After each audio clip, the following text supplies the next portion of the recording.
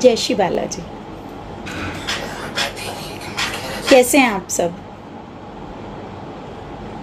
मैं भी अच्छी हूँ। मैं हूँ dietitian Pooja Bansal, Slim Fit Diet Care, Sirsa Haryana से।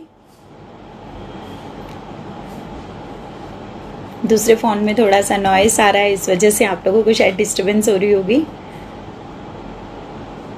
आज का जो टॉपिक है वो मोस्टली हम लोग देखते हैं, मोस्ट कॉमन जो हम देखते हैं, छोटे छोटे बच्चों में वो प्रॉब्लम ज़्यादा डायग्नोज होती है, लेकिन इसका एज से तो कोई ताल्लुक़ नहीं है।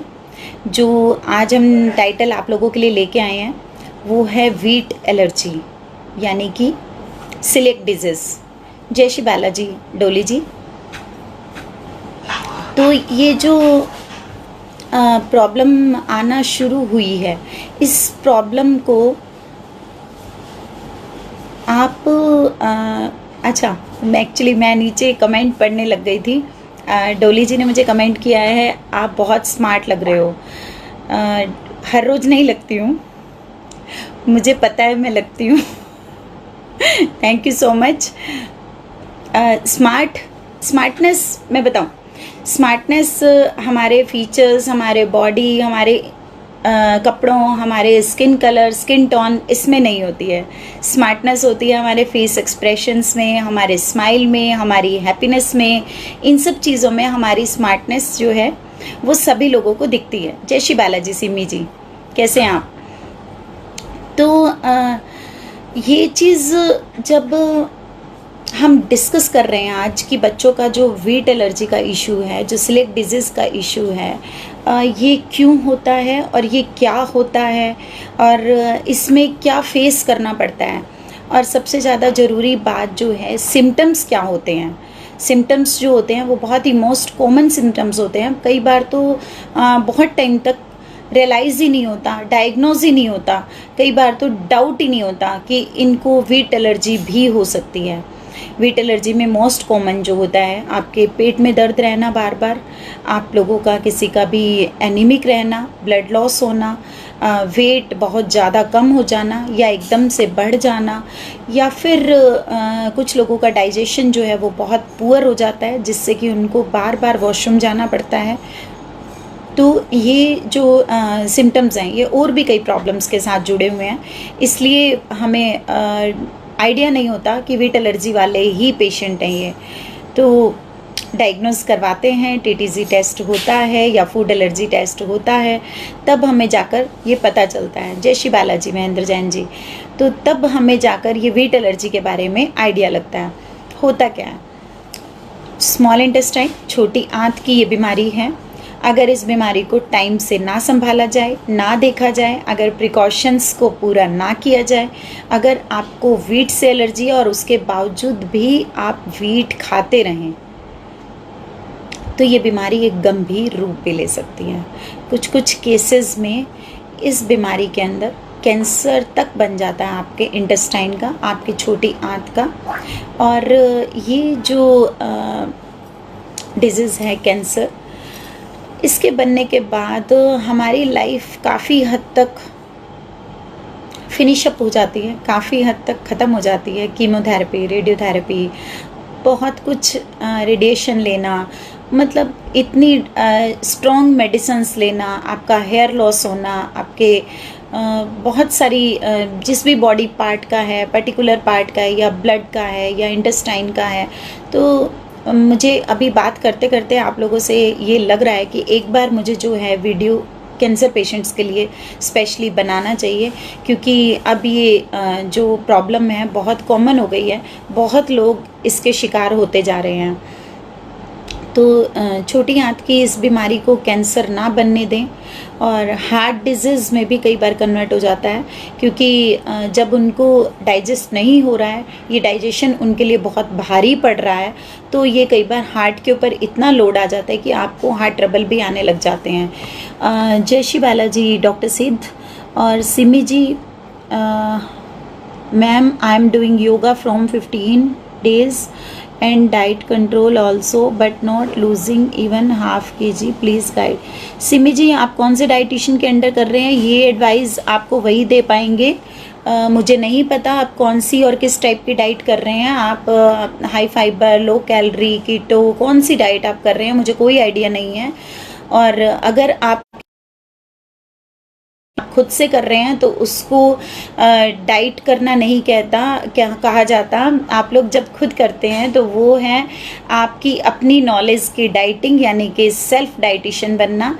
सेल्फ डाइटिशियन आप तभी बन सकते हैं जब आपने किसी डाइटिशियन के अंडर 6 महीने से लेके 1 साल तक का डाइट प्लान आपने लिया है, तभी आप अपने खुद के डाइटिशियन बन सकते हैं। अदरवाइज़ अगर आपने एक टाइम का खाना छोड़ दिया है, खाना कम कर दिया है, तो उसे डाइट करना मेरी नज़र में नहीं बोला जाता। और आप किसी डाइटिशियन के अंडर कर रहे हैं तो प्लीज़ आप एक बार उनसे एडवाइस लें और फिर हम देखते हैं आगे क्या होता है।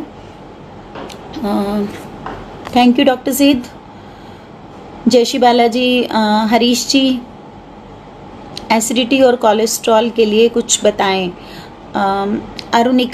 अरुणिका, मैंने एसिडिटी के ऊपर भी और कोलेस्ट्रॉल के ऊपर भी ऑलरेडी वीडियोस बनाए हुए हैं। आप मेरे फेसबुक पे उनके टाइटल सर्च करेंगे मेरे फेसबुक पेज पे या फिर मेरे यूट्यूब चैनल पे, तो आपको वो वीडियोस मिल जाएंगे। वो फुल फ्लैज वीडियोस एसिडिटी के ऊपर हमने बनाए हुए हैं, तो आप वहाँ से देख सकते हैं।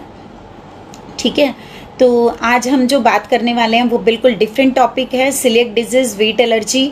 और इस टॉपिक के ऊपर बहुत कम चर्चा की जाती है, बहुत ही कम बातचीत होती है, क्योंकि 1% से भी कम पॉपुलेशन है जिनको सिलिएक डिजीज़ का प्रॉब्लम डायग्नोज हुआ है।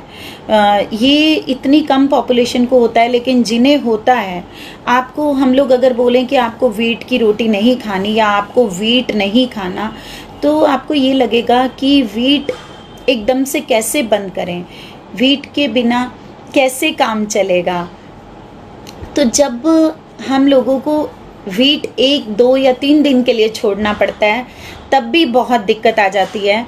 और अगर परमानेंट छोड़ने की बात आती है तो बहुत ही ज़्यादा दिक्कत आ जाती है। Thanks for watching my video Shubham Batla ji. तो कुछ लोग जिनको व्हीट एलर्जी है, उन लोगों को हम लोग व्हीट छोड़ने के लिए जब बोलते हैं, जैसे कि छोटे छोटे बच्चे, तो वो कई बार बोलते हैं कि मैम घर में ब्रेड आती है, बिस्किट्स आते हैं, मेरे दूसरे मतलब सिबलिंग्स यानी कि दूसरे जो उनके बहन भाई हैं वो ब्रेड का सैंडविच खा रहे हैं, वो बिस्किट्स खा रहे हैं, वो चॉकलेट्स खा रहे हैं। उन बच्चों का कई जगह पे मोटिवेशन इतना लैक कर जाता है और उनको ये लगता है कि हमें भी वो चीज़ें उनके साथ में शेयर करनी है। तब हम उनसे पूछते हैं वो जो रोटी खाते हैं वो कौन से कलर की है, वो बोलते हैं वाइट खाते हैं, वो तो रोज़ वाइट रोटी खाते हैं और मम्मी मुझे कभी भी वाइट रोटी नहीं देती हैं। और हम उनसे पूछते हैं उनको डेली सेम मिलती है, तो वो बोलते हैं हाँ जी डेली सेम मिलती है। तो आपको तो जब हम यहाँ डाइट कराते हैं तो उनकी रोटी का कलर डेली अलग होता है, क्योंकि उनके आटे ही अलग अलग कलर के हैं। जैसे ज्वार की रोटी है, मकई की रोटी है, बाजरे की रोटी है, रागी की रोटी है, बकव्हीट की रोटी है यानी कि कुट्टू का आटा, रामदाना की चपाती है, आपका राइस है, पुलाव है, बेसन का चीला है, राइस का डोसा है। ये सब चीज़ें जब हम बोलते हैं उनको कि आपके पास तो बहुत सारी वैरायटी है, तब तो आपको तो ये इतनी सारी चीज़ें खानी है और आपके ब्रदर या सिस्टर को सिंपल वाइट चपाती खानी है, तब वो बच्चा बड़ा खुश हो जाता है कि भाई मेरे लिए बहुत सारी वैरायटी है और बहुत सारा कलरफुल कॉम्बिनेशन के साथ में लंच और डिनर है और बाकी लोगों के पास तो कोई ऑप्शन ही नहीं है, मेरे पास ही सारे ऑप्शन हैं। तो ये जो काउंसलिंग है उन बच्चों की, सिलिएक डिजीज़ वालों की, लेकिन सिलिएक डिजीज़ ज़रूरी नहीं कि सिर्फ बच्चों में हो, ये बड़ों में भी होता है, मेल और फीमेल दोनों में होता है। सिलिएक डिजीज़ को डायग्नोज करने के बाद ही पता चलता है, आपके सिम्टम्स के बाद ही पता चलता है कि ये किनको है। जय श्री बालाजी सीमा जी। अरुणिका बहनपुरे, थैंक यू, माय प्लेजर अरुणिका। जय श्री बालाजी रोहताश जी, अगर कोई बीच में छूट जाता है तो मैं उसके लिए माफ़ी चाहती हूँ। तो उसके बाद हम बात करते हैं इसके और ग्लूटेन फ्री डाइट के और क्या बेनिफिट्स हैं और क्या लॉस हैं। कुछ लोग आजकल ट्रेंड में रखते हैं कि ग्लूटेन फ्री डाइट करने से मैम वेट लॉस भी होता है और हम लोगों को ग्लूटेन फ्री डाइट करवा दो, या हम ऑलरेडी ग्लूटेन फ्री डाइट कर रहे थे 2 महीने से, अब वेट लॉस होना रुक गया है, ये प्रॉब्लम्स आना स्टार्ट हो गई है, तो हमें कैसे करना है? तो यूएसए यानी कि कुछ अमेरिकन्स हैं जो वहाँ पर, कुछ नहीं 30 to 40% अमेरिकन्स हैं जो ग्लूटेन फ्री डाइट लेते हैं। वहाँ पे वीट का क्वालिटी जो है ना, हमारे इंडिया की तरह इतना इम्प्रूव क्वालिटी नहीं है। और क्या है कि वहाँ उन लोगों का डाइजेशन ऐसा नहीं है कि वो वीट या ग्लूटेन को अच्छे से पचा पाएँ। वीट के अंदर सिर्फ एक पार्ट है जिसे वीट एलर्जी हम बोल देते हैं, ये ग्लूटेन एलर्जी है। बेसिकली वीट के अंदर एक पार्ट है जिसे ग्लूटेन बोलते हैं, ये वीट का एक प्रोटीन है। वीट की चपाती या वीट का चीला हम कुछ बनाते हैं या वीट का डो बनाते हैं, तो एक जो उस डो के अंदर जो इलास्टिसिटी आती है ना, जो उसके अंदर स्ट्रेच आता है आटे के अंदर, वो उस ग्लूटेन यानी कि उस इलास्टिसिटी उस ग्लूटेन प्रोटीन की वजह से ही होती है। और वही डाइजेशन सिलिक डिजीज़ वालों के लिए टफ़ हो जाता है और वो उसके साथ में इंटॉलरेंस हो जाते हैं और उनको वो पचाना काफ़ी मुश्किल हो जाता है, वो बीमार रहने लग जाते हैं। और ग्लूटेन उनके जो सेल्स हैं उनको डैमेज करना शुरू कर देता है और वो काफ़ी वीकनेस फील करते हैं, वो झेल नहीं पाते हैं एक्चुअली ये सब चीज़ें। फूड एलर्जी के अंदर मोस्ट कॉमन एलर्जी है ये वीट एलर्जी। और अभी जो वीट ट्रेंड के अंदर जो आता है वीट एलर्जी, यानी कि wheat free diet, gluten free diet, ये डाइट हम लोगों को करनी है। तो मैं एडवाइस नहीं करती हूँ मेरे पेशेंट्स को वेट लॉस के लिए, क्योंकि आपकी बॉडी में अगर कुछ आप मिनरल डेफिशिएंसी आती है या आपकी बॉडी के अंदर कुछ प्रोटीन्स की कमी आती है, कुछ फाइबर्स की कमी आती है, तो वो आपका ग्लूटेन ना खाने की वजह से भी हो सकता है कि आपको उन चीज़ों की डेफिशिएंसी आना शुरू हो जाता है कि आप अपना कंप्लीट फूड नहीं खाते हैं, कंप्लीट आप अपना डाइट नहीं लेते हैं, तो आपको ये प्रॉब्लम्स स्टार्ट हो जाती हैं।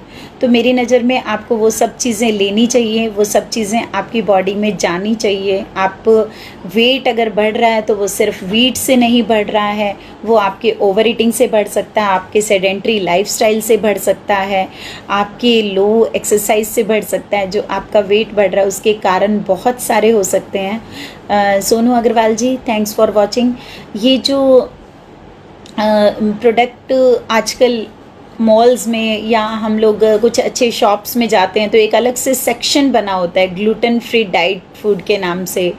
तो ग्लूटेन फ्री डाइट फूड जो सेक्शन है, तो वो सेक्शन बहुत एक्सपेंसिव होता है, बहुत ही महंगे महंगे प्रोडक्ट्स वहाँ पर रखे होते हैं कि आपने बच्चे ने मैक्रोनी खानी है, पास्ता खाना है, अगर कुछ सेवई खानी है तो वो आटा नहीं खा सकते, अगर सूजी नहीं खा सकते तो यहाँ पे बकव्हीट का मिल रहा है, जवार का मिल रहा है, राइस का मिल रहा है, और वो इतने एक्सपेंसिव होते हैं कि आपको लगता है कि कैसे हर एक बंदे की पॉकेट के लिए वो अलाउड नहीं होते हैं।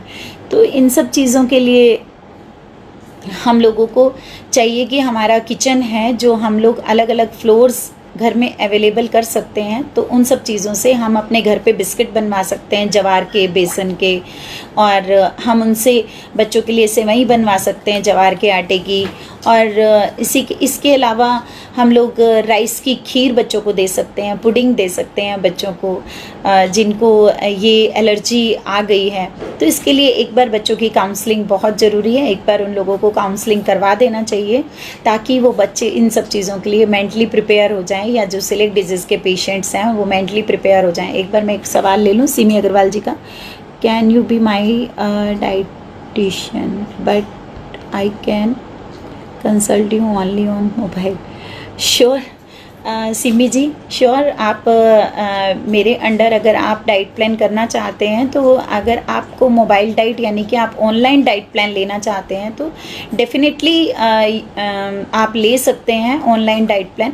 बहुत सारे मेरे पेशेंट ऐसे हैं जो इंडिया से बाहर भी हैं, तो वो फेस टू फेस नहीं आते हैं, न्यूजीलैंड, ऑस्ट्रेलिया, यूएसए, कनाडा, जो आउट ऑफ कंट्री हैं, इवन कंट्री में भी अगर साउथ से पेशेंट हैं, वेस्ट बंगाल से हैं, भोपाल मध्य प्रदेश से हैं, मतलब जो दूर से पेशेंट्स हैं, तो वो लोग नहीं आ सकते, आना चाहते हैं, हम आपके साथ वीडियो कॉलिंग के थ्रू आपकी काउंसलिंग करेंगे, हम आपके साथ बात कर सकते हैं, टेलीफोनिक आप बात कर सकते हैं, आप अपनी डाइट को ऑनलाइन श्योरली ले सकते हैं, कोई कन्फ्यूज़न नहीं है। ये तो हाँ जी, जय श्री बालाजी माही जी, गुड इवनिंग अजायब जी। तो अभी आज के मुझे लगता है कि बहुत सारे डाउट्स लोगों को जो वीट एलर्जी के थे वो ख़त्म हो जाने चाहिए, और वेट लॉस के लिए diet, wheat free diet weight loss के लिए एटलीस्ट नहीं लेनी चाहिए। Keep watching, keep sharing. जय श्री राम।